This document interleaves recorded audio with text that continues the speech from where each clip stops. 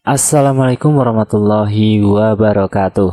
Sahabat Ngulik Sejarah, kali ini saya akan kembali lagi menceritakan kisah misteri yang berjudul Mindah Kuburan bagian yang pertama. Cerita yang ditulis oleh Miss Viola. Kalian juga dapat mengunjungi tweet beliau langsung ya. Link Mimin sediakan di kolom deskripsi ya. Yuk daripada kita lama-lama, langsung saja ke ceritanya. Cerita ini mungkin akan sedikit ada kata umpatannya, dikarenakan bukan cerita asli dari saya, melainkan kisah dari kerabat saya yang bernama Andri. Semua nama, lokasi, dan tempat akan saya samarkan karena semua akan saya tutup rapat-rapat rahasia keluarga ini berasal dari mana untuk kebaikan bersama. Semua berawal ketika saya pergi ke suatu kota di bagian timur untuk urusan pekerjaan. Di malam hari saya teringat bahwa ada kerabat saya di kota itu. Jadi saya menghubungi beliau supaya kami bisa setidaknya bertemu sebentar. Namanya adalah Andri, sebaya dengan saya. Beliau mengiyakan ajakan saya untuk bertemu. Walaupun saya tahu sepertinya ada sesuatu yang aneh ketika saya menelpon beliau. Sedikit informasi, beliau adalah sosok orang yang sangat ceria, tidak bisa sendiri, dalam arti dia selalu ingin ada kerabat atau sahabatnya. Tapi malam itu, suaranya terdengar parau, seolah menahan tangis dan beban berat dalam dadanya. Tidak ingin berpikiran buruk, saya mencoba berpikir positif. Barangkali beliau sedang lelah atau sedang ada masalah dalam pekerjaannya. Mengingat beliau adalah salah satu general manager di salah satu hotel mewah di kota itu. Kami sepakat untuk bertemu besok jam 1 siang di salah satu kopi shop di dekat hotel tempat saya menginap. Malam itu saya tahu sekali badan saya sangat membutuhkan istirahat. Mata saya tertutup di atas kasur, tetapi pikiran saya tidak bisa lepas dari bayangan wajah Andri. Bahkan suara parau Andri masih terngiang di telinga saya.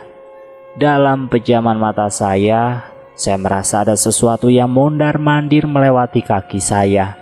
Tapi saya tidak bisa membuka mata saya. Entah saya tidak bisa atau saya tidak mau. Saya pun tidak tahu. Karena rasa tidak nyaman itu membuat saya tiba-tiba menjadi takut. Ada apa ini?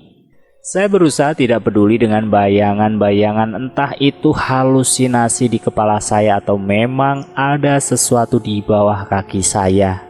Hingga akhirnya saya pun tertidur pulas. Keesokan harinya saya yang baru selesai menyelesaikan pekerjaan saya, baru sadar bahwa waktu sudah menunjukkan pukul 2 siang.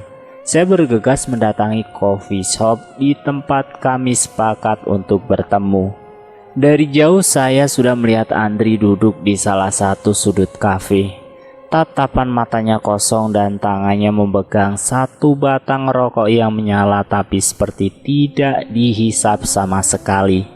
Karena abunya cukup panjang tertahan di batang rokok itu. Woi, bengong aja lu. Kesambet baru tahu dah. Duduk dulu, Vi. Ngapain bengong si Teng? Sekedar info ya, dulu waktu masih kecil panggilan kecil dia adalah Ateng. Bengong apaan? Kagak bengong kok. Lama amat dah, kemana aja buset? Udah sejam nunggu ini, kata Andri. Misi pak, mohon maaf nih. Ini kota, bukan saya doang penduduknya. Macet pak, macet. Alasan melulu ah. Melihat sikapnya yang tetap galak dan ceria, seketika pikiran yang berkecamuk di benak saya semalam hilang. Seolah tidak ada apa-apa, kami ngobrol ngalor ngidul membahas pekerjaan, kehidupan, dan lain-lain. Sampai ada di satu titik Andri terdiam. Mimik wajahnya mendadak kaku dan dingin. Tatapan matanya tajam dan kosong melihat ke depan, ke arah saya. Saya melambaikan tangan saya ke depan wajahnya, tapi Andri tidak bergeming, bahkan tidak berkedip. Saya mencoba menepuk pundaknya dan saya merasakan ada hawa dingin di sekitar pundaknya. Hati saya mulai merasa tidak enak. Tangan saya gemetaran. Sampai tiba-tiba saya mendengar suara dari arah belakang saya. Suara yang saya kenal. Ya, suara Andri memanggil saya. Viola. Dia memanggil nama lengkap saya. Seketika saya menoleh ke belakang dan melihat Andri berlari kecil menuju ke arah saya. Saya melihat Andri. Tunggu. Lalu siapa yang ada di depan saya?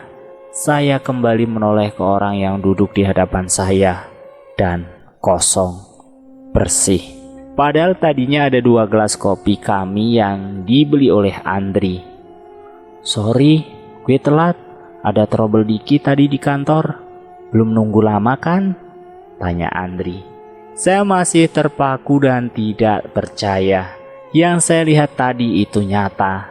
Andri dengan setelan jas hotelnya, dasi hitamnya dan kemeja merahnya dan celana hitamnya.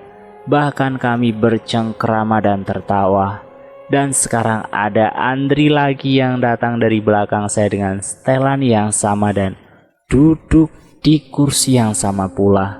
Saya melihat sekeliling saya, masih ada orang yang sama dengan yang saya lihat tadi. Bedanya mereka melihat saya dengan tatapan yang aneh. Bahkan beberapa terlihat saling berbisik sambil menatap saya. Andri berbisik dari duduknya dan masuk ke dalam coffee shop. Lalu keluar lagi dengan 2 gelas kopi americano. Kopi yang sama dengan yang disediakan Andri tadi. Sedangkan saya masih kaku, mematung di kursi saya. Sungguh sangat tidak percaya dan bingung dengan apa yang baru saja terjadi. Sampai Andri memecahkan lamunan saya. Woi, diem aja dah. Berapa lama stay? Gila, udah berapa tahun gak ketemu ya kita? Udah nunggu lama ya? Sorry loh Vi. Hah? Oh, jam berapa ini? Jam 2. Kenapa? Ada urusan lu ya? Hah? Jam 2? Tanyaku dengan keheranan. Seakan tidak percaya, saya membuka HP saya untuk mengecek jam.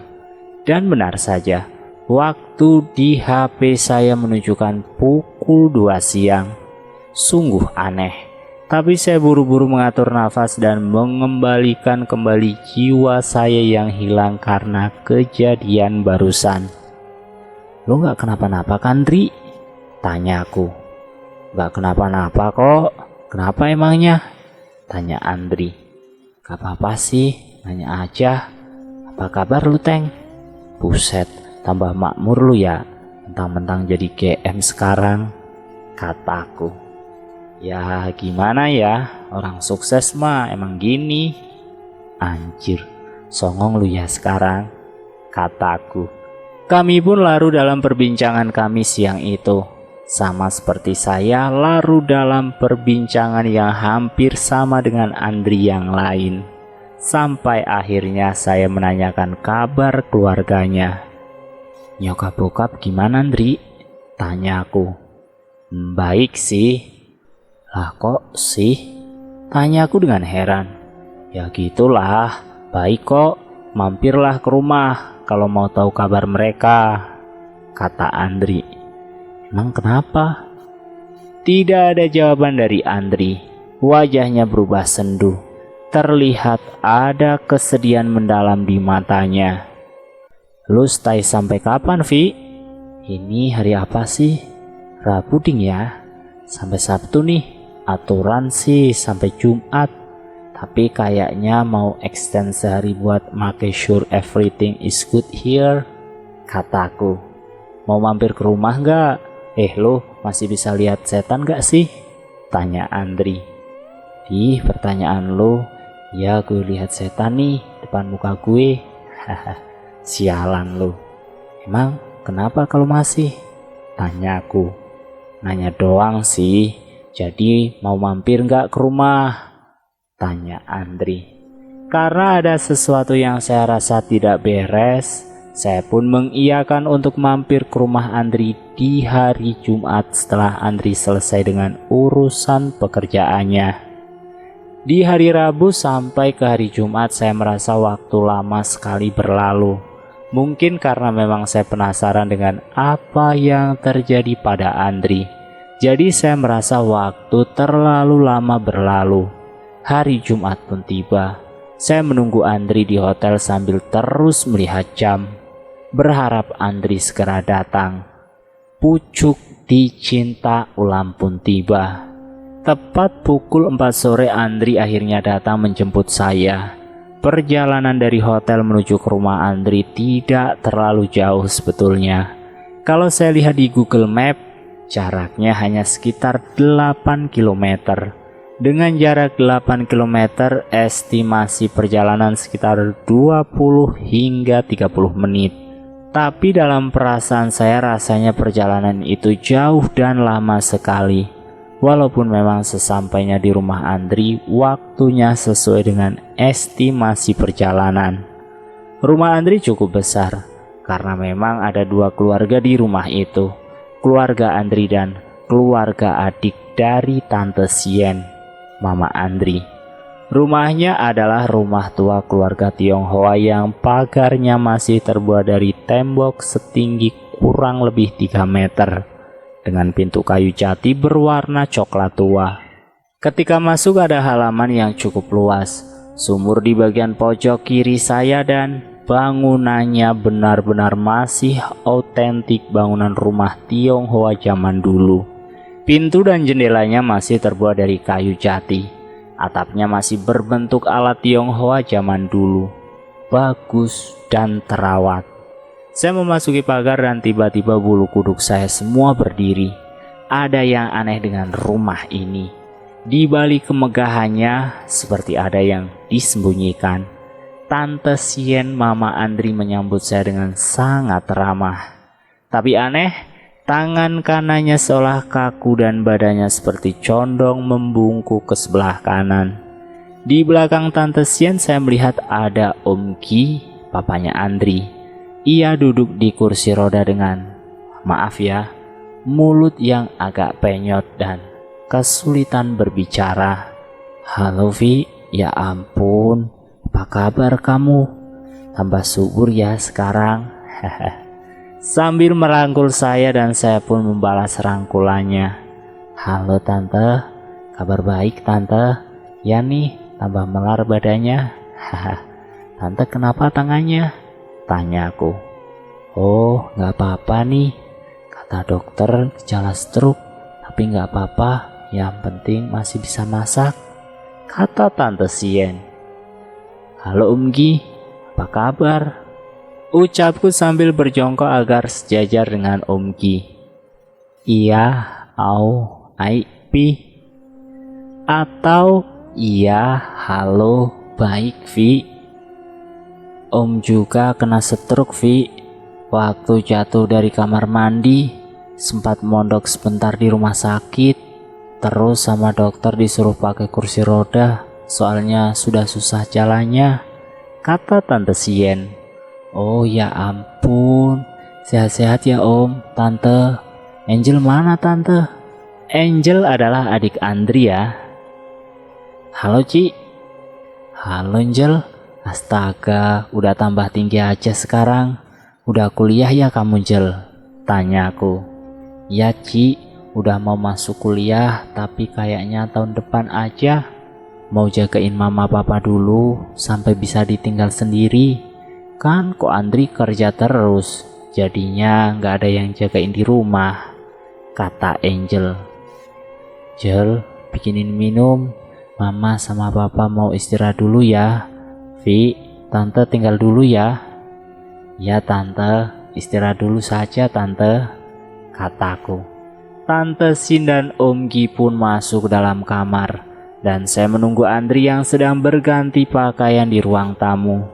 Sembari menunggu, saya mendengar ada suara kursi yang berdecit dari dalam rumah. Sepertinya di situ ruang keluarga, karena ada suara televisi yang samar terdengar.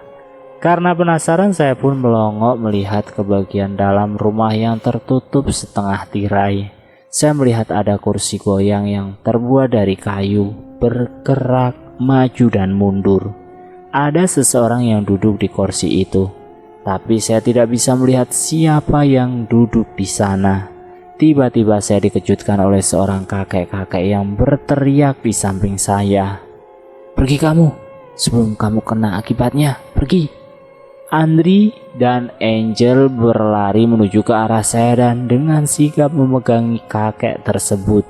"Kong, udah Kong, jangan berisik Kong, jangan teriak-teriak. Ayo Kong, masuk aja Kong, udah jamnya minum obat, ayo," ucap Andri.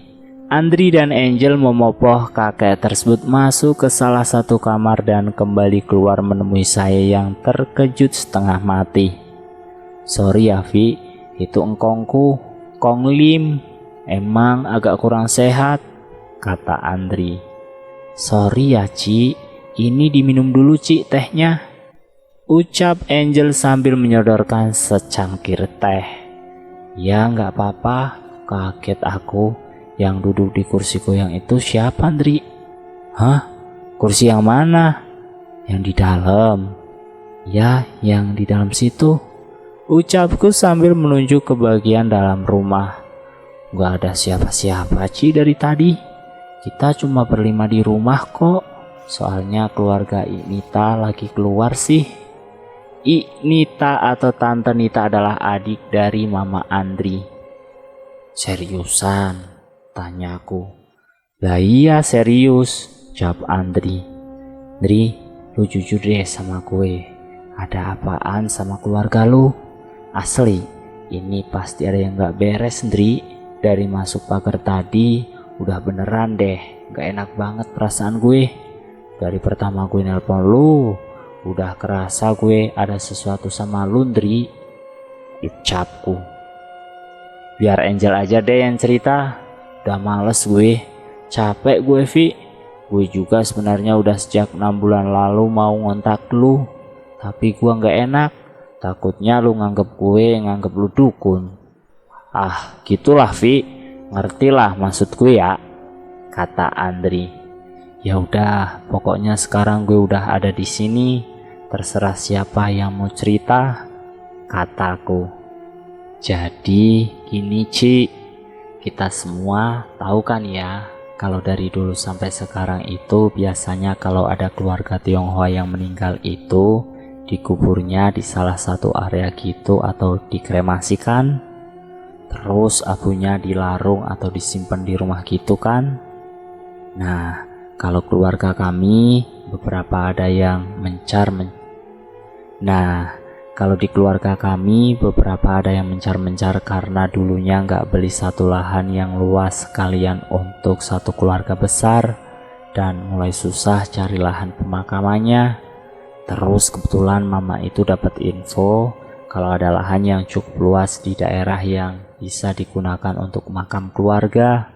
Jadilah mama punya gagasan untuk memindahkan makam Ma Erna, ibu dari Tante Sin, Kongko atau kakek dari Tante Sin, Makko atau nenek dari Tante Sin, sama beberapa leluhur di sana jadi satu area. Dari 4 bersaudara yang setuju itu cuma Nita, sedangkan yang lainnya kayak Mila sama Deni kurang setuju karena menurut mereka kurang etis untuk mindahin makam keluarga yang sudah lama di sana, kecuali kalau misalnya nih ada yang meninggal terus dimakamkan, habis itu ada anggota keluarga yang lain dimakamkan di lokasi yang sama. Nah, kami yang generasi buyut-buyut ini kompak semua untuk gak perlu ikut-ikutan ambil suara soal masalah pemindahan makam ini, karena menurut kami ini bukan ranah kami untuk ikut campur. Sampai akhirnya mama sebagai anak yang tertua menang suara. Jadilah mama dan papa cari orang yang bisa mindahin makam-makam itu ke lokasi yang baru. Waktu hari H pemindahan, Kong Lim yang biasanya cuma diem tiba-tiba bisa marah-marah, Ci. Kong Lim menolak makam-makam itu dipindahkan tanpa ada upacara adat khusus untuk pemindahan makam-makam. Tapi gimana ya, Ci? Mama itu egonya besar dan gak mau dengar nasihat orang. Akhirnya tetap nekat untuk mindahin makam-makam itu ke suatu tempat. Padahal sampai tetangga-tetangga itu juga nggak ngewanti-wanti supaya rencana itu dibatalkan karena mereka takut nanti pada kualat. Apalagi nggak ada upacara adat yang dihususkan untuk minta izin ke leluhur itu. Tapi karena ego mama tadi, Ci, akhirnya dilakukan itu proses pemindahannya. Hari pertama sih biasa saja. Kami di rumah juga biasa saja, Ci. Sampai hari kelima setelah mindahin makam Mak Jo, tiba-tiba kami dapat kabar kalau orang-orang yang dibayar mama untuk mindahin makam itu tiba-tiba ngeblank semua. Cerita Angel. Ngeblank gimana maksudnya? Tanyaku dengan penasaran. Ya ngeblank gitu. Duh, gimana kok maksudnya? Maksudnya tuh mereka waktu bangun tidur tiba-tiba kayak orang blank gitu, melek tapi nggak ngapa-ngapain, cuma di atas kasur badannya kaku tapi matanya melek, kata Andri. Ada 3 orang tuh yang begitu, tapi mama malah ngiranya mereka bohongan karena mau minta tambahan gaji dari mama. Jadinya mama malah cuekin kabar itu. Terus mama cari orang lain. Dapatlah tuh 3 orang lagi. Singkat cerita itu, makam Mak Jo udah dipindahin gitulah ke lokasi yang baru. Masalah pembayaran semua kelar, lokasi sudah ditata rapi, dan lokasi lama juga sudah ditutup rata lagi sama tanah. Malamnya Kong Lim kejang-kejang, Vi. Kita nggak tahu nih apa penyebabnya, tapi terus langsung lah kita bawa Kong Lim ke IGD. Waktu itu yang berangkat itu aku, Mama, Angel, Iknit, sama Om Lucky. Papa, Tommy, sama Kenny nunggu di rumah. Baru sampai di IGD, Mama baru ngurus administrasi.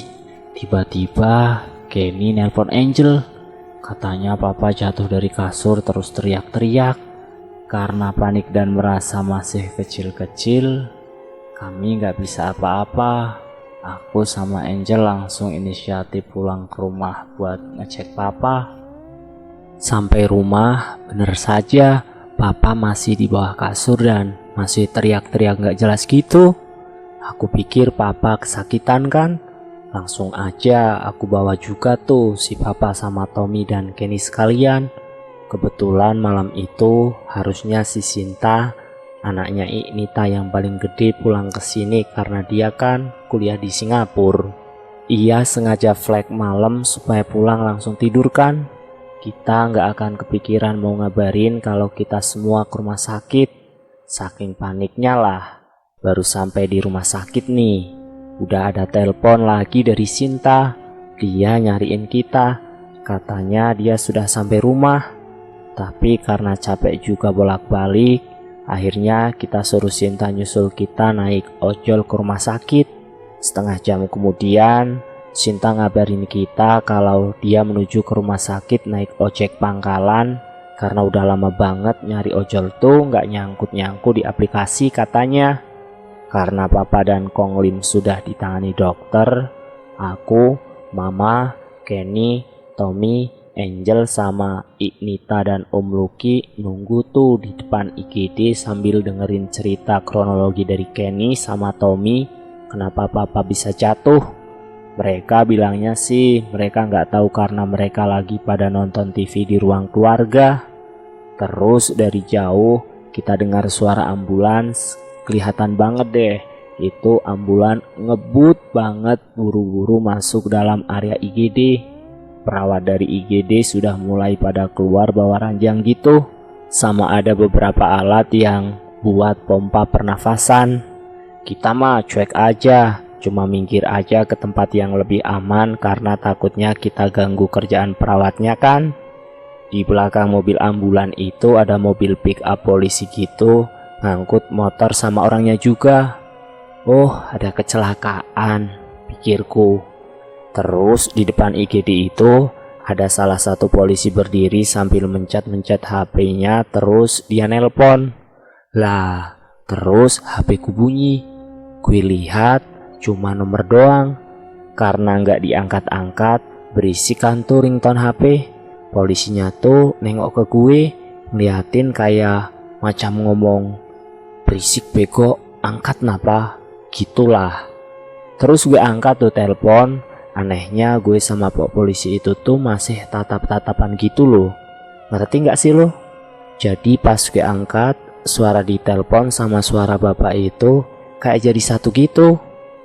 Selamat malam pak, betul ini dengan bapak Andri? Kata pak polisi itu. Kaku dong gue, masih tatap-tatapan tuh gue jawab, ya betul, ini dengan siapa ya? Terus si bapak polisi itu jalan ngedeket ke gue, Vi. Dia nanya, gue Andri yang dia telepon atau bukan? Terus gue iyain kan?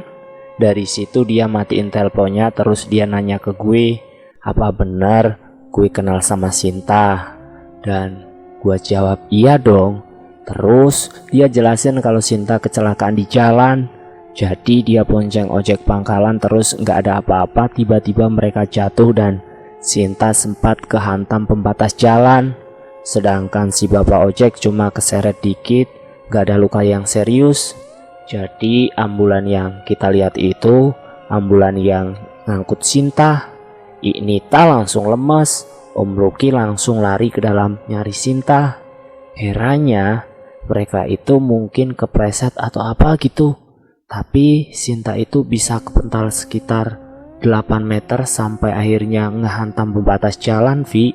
Dan sialnya lagi, Sinta nggak pakai helm. Helmnya dia cantolin di tangan. Luka Sinta cukup parah banget malahan. Sampai akhirnya tepat jam 00 kami dikasih tahu pihak rumah sakit kalau Sinta udah meninggal. Gue ngeliat banget keluarga Nita begitu hancur sehancur-hancurnya. Kudu nerima kenyataan anak perempuan mereka satu-satunya meninggal dengan cara seperti itu. Padahal kepulangannya ke Indonesia sudah sangat ditunggu-tunggu sama Nita. Malam itu Nita sama Om Lucky bersikeras mau tetap di rumah sakit dulu sampai pengurusan jenazah Sinta selesai. Sedangkan Papa dan Kong Lim masih harus dirawat inap untuk diobservasi keadaannya. Besoknya jenazah Sinta kita semayamkan di sensor ya. Nita masih lemas sekali, sedangkan Om Lucky kelihatan masih berusaha menerima kenyataan sekali. Kelihatan lebih tegar, tapi saya melihat dia juga hancur. Hari itu juga ternyata Kong Lim sudah boleh pulang. Kong Lim gak langsung saya ajak ke tempat persemayaman karena saya pikir Kong Lim mendingan istirahat di rumah. Sepanjang perjalanan dari rumah sakit ke rumah, Kong Lim gak bicara satu kata pun. Sampai kita ngelewatin sebuah makam, Kong Lim bilang, "Gue udah peringatin lu orang, tapi gak ada yang percaya. Gue punya omongan." Saya bingung dong. Waktu saya tanya ada apa, dia gak mau ngomong apa-apa lagi. Jadi saya diemin aja. Terus waktu pemakaman Sinta, duh, saya sedih kalau ingat Sinta, Vi.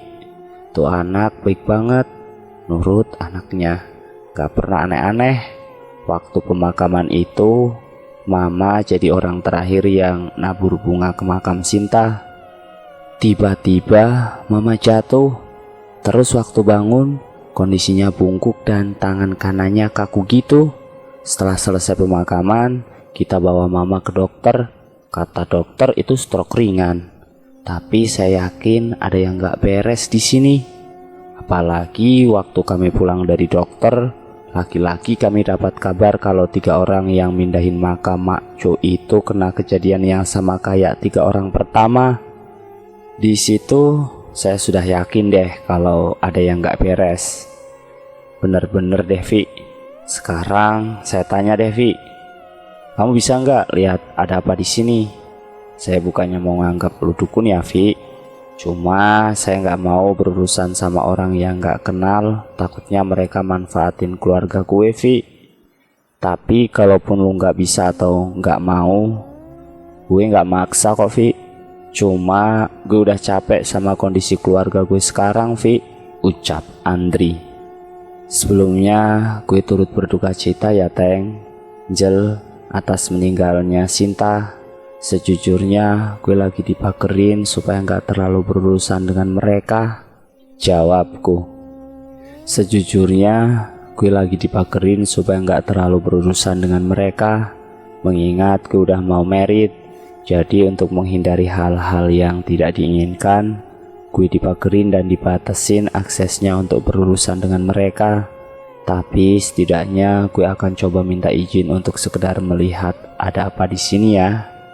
Saya pun mencoba untuk berkonsentrasi dan berdoa, serta memohon izin untuk melihat apa yang terjadi di rumah Andri.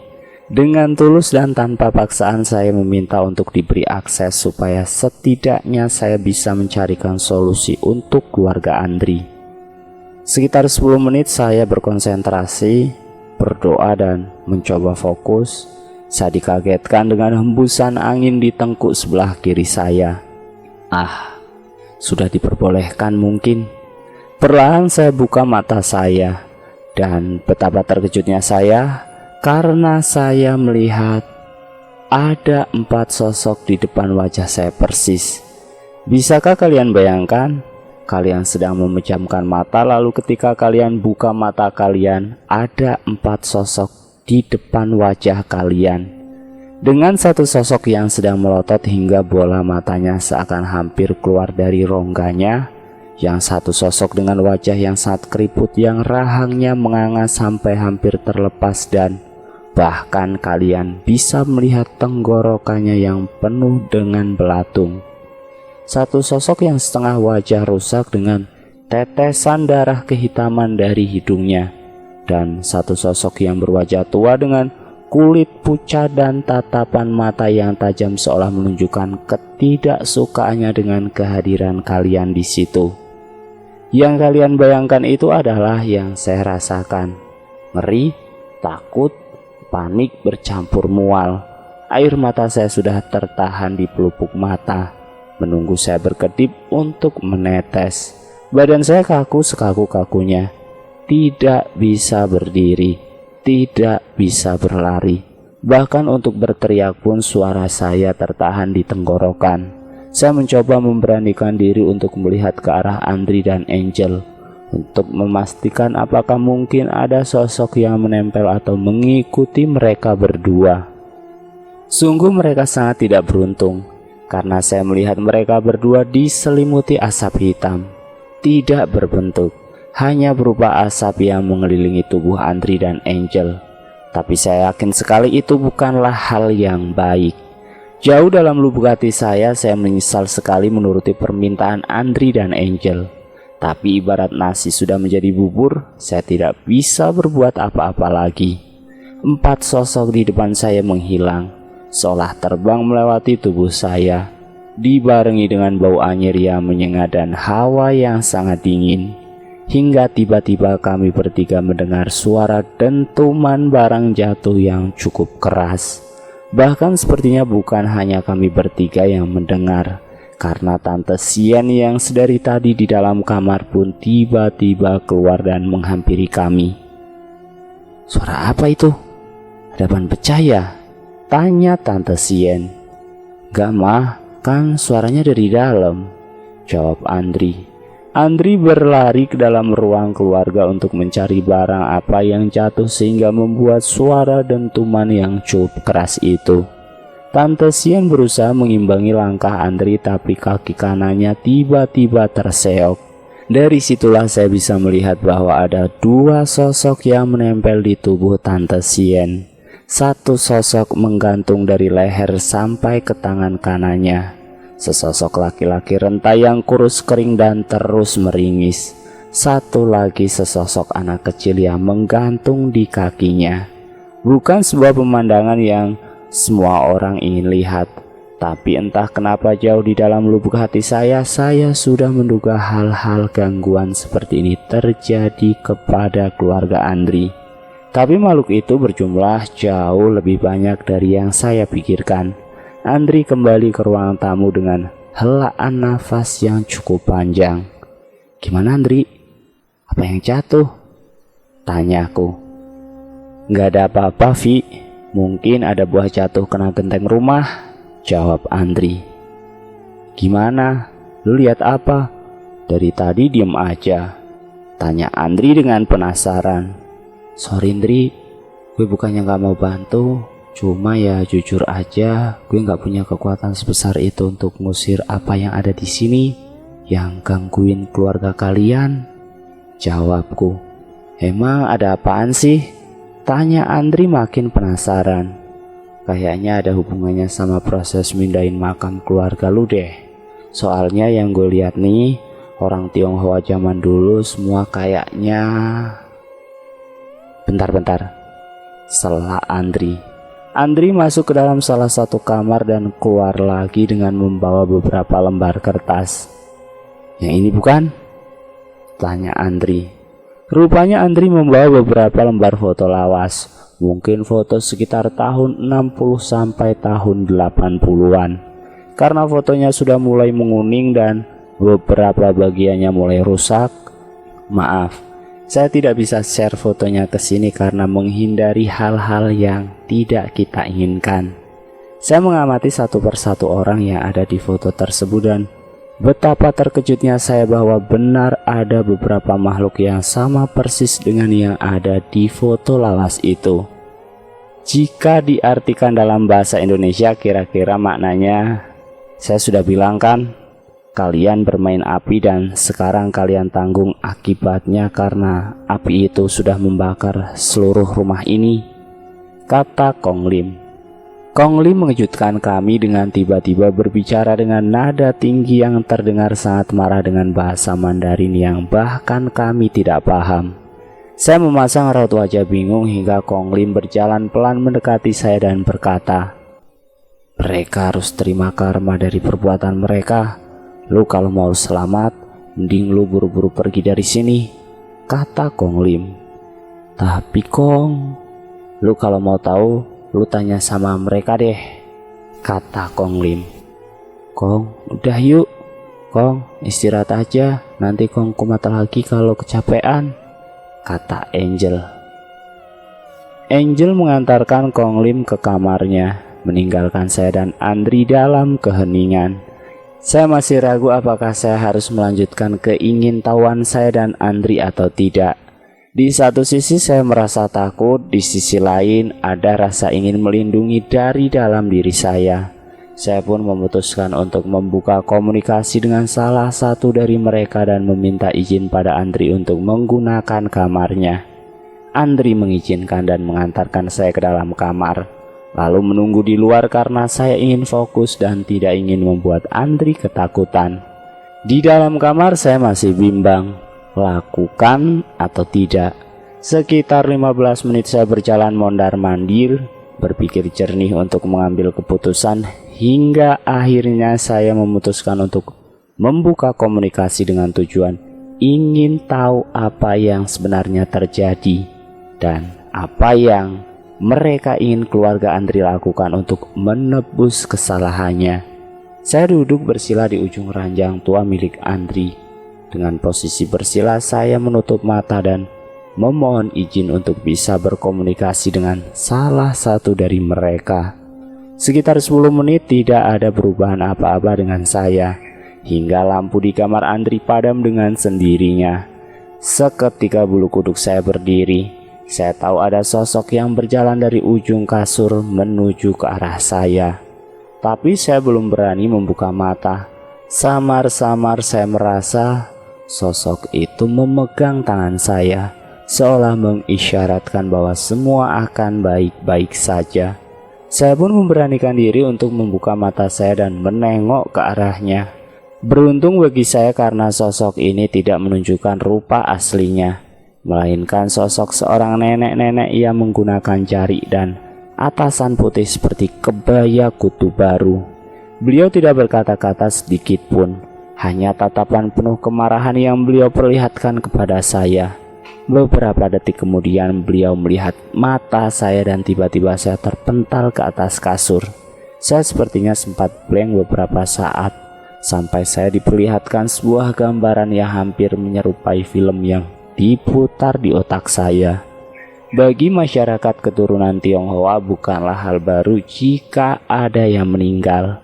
Bagi masyarakat keturunan Tionghoa bukanlah hal baru jika ada yang meninggal, barang-barang kesayangannya ikut dikebumikan atau dikremasi.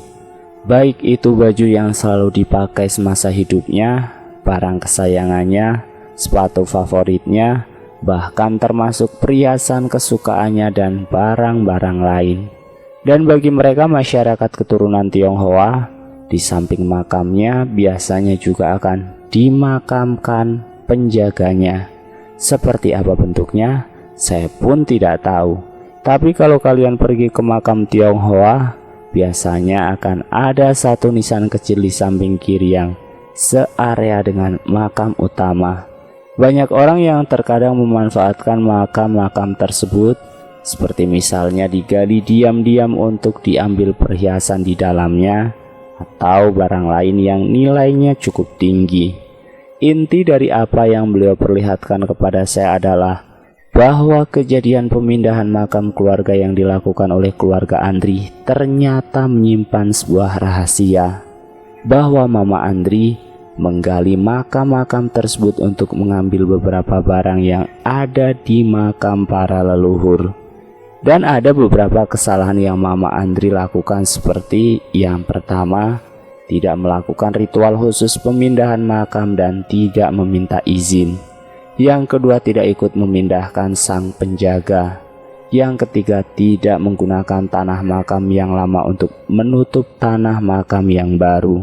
Hal-hal tersebut membuat para leluhur murka dan akhirnya melakukan pembalasan dendam kepada mereka yang menyetujui, mengambil untung, mengeksekusi keinginan orang menyuruh pemindahan makam, bahkan hingga ke anak cucunya. Ternyata cukup lama saya berada di dalam kamar Andri, karena samar-samar saya mendengar suara ketukan pintu yang cukup keras, yang membuat saya tersadar dan bergegas menutup pintu komunikasi dengan mereka. Saya membuka pintu kamar dengan lemas, melihat Andri yang sepertinya juga cemas menunggu saya di luar.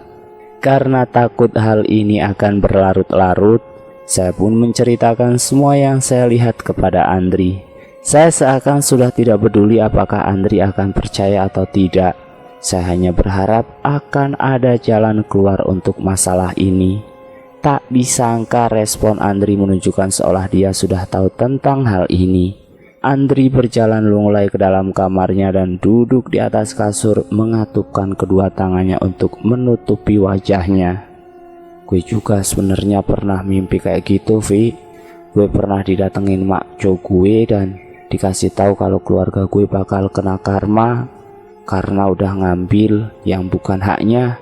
Tapi gue gak sadar kalau nyokap sampai separah itu. Saya tidak bisa berkata apa-apa. Saya hanya menyuruhnya untuk beristirahat dan menenangkan pikiran. Sedangkan saya mencari Angel untuk meminta izin agar saya bisa bertemu dengan Kong Lim sebentar sebelum saya pergi dari rumah itu. Angel mengantarkan saya ke kamar Kong Lim. Saya melihat beliau sedang duduk di kursi goyangnya sambil memangku jambon atau kucing kesayangannya. Kong, bantu saya Kong. Bantu saya mencari cara untuk menyelesaikan masalah ini. Lo cari suhu sensor ya. Lo tanya sama dia. Dia yang lebih ngerti. Gue tidak mau urusan lagi sama manusia-manusia serakah itu, kata Kong Lim. Suhu yang di tempat itu Kong? Tanya Angel dengan keheranan. Angel menjelaskan kepada saya bahwa ada seorang suhu yang sudah seusia Kong Lim dan Angel pun bersedia untuk mengantarkan saya menemui suhu itu. Mengingat besok adalah hari terakhir saya di kota tersebut, saya ingin ada hal yang setidaknya sudah saya lakukan untuk membantu Andri dan keluarganya. Keesokan harinya, Andri dan Angel menjemput saya di hotel. Kami bergegas ke desa yang dimaksud Kong Lim untuk menemui suhu tersebut. Sayangnya tidak semua hal selalu berjalan dengan lancar. Sesampainya kami di rumah suhu tersebut, kami baru tahu bahwa beliau sudah meninggal beberapa pekan lalu. Pupus sudah harapan kami saat itu, sampai ada seorang pemuda menghampiri kami dan memperkenalkan dirinya sebagai Pras, salah satu murid dari almarhum Suhu. Kami menceritakan maksud dan tujuan kami datang ke tempat itu. Pras pun menawarkan diri untuk membantu kami meminta tolong kepada beberapa tokoh agama yang bisa membantu kami melakukan ritual tertentu untuk menenangkan para arwah, sekaligus memperbaiki kesalahan yang dilakukan keluarga Andri. Saya merasa sangat lega saat itu karena akhirnya saya bisa kembali ke rumah saya dengan perasaan tenang. Selanjutnya Andri dan Angel yang mengatur untuk dilaksanakannya beberapa ritual dan upacara khusus tersebut. Beberapa minggu setelah hari terakhir saya di kota itu, saya menghubungi Andri lagi untuk menanyakan kabarnya. Sayang sekali, bukan hanya kabar baik yang saya dengar. Kabar baiknya setelah dilakukan upacara khusus untuk pemindahan makam sekaligus pengembalian barang-barang berharga yang diambil, kondisi keluarga Andri jadi semakin tenang dan kondusif. Kong Lim sudah kembali ceria dan tidak menutup diri lagi. Kabar buruknya membuat saya ingin memastikan lagi dan memutuskan untuk kembali ke sana untuk berkunjung ke rumah Andri. Beberapa hari kemudian, setelah mengajukan cuti ke kantor dan akhirnya mendapatkan tiket pesawat untuk ke sana, saya pun kembali datang ke rumah Andri. Sayangnya saya tidak lagi disambut dengan hangat seperti kali terakhir saya datang ke sana. Saat masuk melewati pagar rumah Andri, saya disuguhi dengan pemandangan yang kurang mengenakan. Saya melihat Tante Sien dan Tante Nita duduk bersebelahan di teras rumah dengan tatapan mata kosong, kulit pucat dan tubuh yang kurus. Saya berusaha menyapa beliau, namun tangan saya ditarik oleh Andri dan Andri menggelengkan kepalanya dengan maksud tidak akan ada respon dari Tante Sien dan Tante Nita. Saya melihat mereka berdua seperti raga tanpa jiwa. Raga mereka bernafas, namun jiwa mereka entah pergi kemana. Rupanya karma itu yang harus mereka terima. Saya begitu penasaran kemana jiwa kedua orang ini pergi. Saya pun membuka mata batin saya dan melihat jiwa Tante Sin dan Tante Nita terkunci di dunia lain. Dengan menangis dan lemas berjalan di belakang Mak Jo, sosok nenek yang berkomunikasi dengan saya kala itu. Selain itu saya juga melihat sosok Om Gi dan Om Luki. Ya, rupanya mereka berdua akhirnya pergi meninggalkan dunia ini. Om Gi dengan serangan jantungnya dan Om Luki yang mengalami depresi karena kehilangan putri satu-satunya, memutuskan untuk bunuh diri dengan menggantungkan tubuhnya di gudang. Kini tinggallah Andri, Angel dan Kong Lim yang tinggal di rumah itu, serta raga Tante Sin dan Tante Nita, karena Kenny dan Tommy rupanya juga sudah dipanggil oleh Sang Pencipta dengan kejadian yang kurang baik. Dua bocah kecil yang sangat kasihan karena pada saat mereka bermain di halaman rumah secara tidak sengaja atau mungkin ada yang menyengajakan, mereka terjatuh ke dalam sumur dengan kedalaman kurang lebih 10 meter.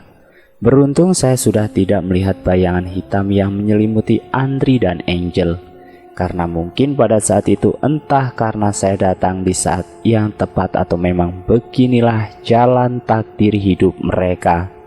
Pesan saya dari kisah ini, jangan bermain-main dengan orang yang sudah mati. Jangan mengusik peristirahatan mereka, karena mereka bisa mengusik kalian kapan saja, di mana saja dengan cara mereka. Sekian cerita Mindah Kuburan ini. Semoga bisa menemani kalian di rumah saja dulu. dan semoga ada pelajaran yang dipetik dari kisah keluarga Andri. Terima kasih sudah menonton video ngulik sejarah. Jangan lupa tekan tombol like, share, dan komen. Tekan subscribe untuk mengikuti video kami selanjutnya ya. Wassalamualaikum warahmatullahi wabarakatuh.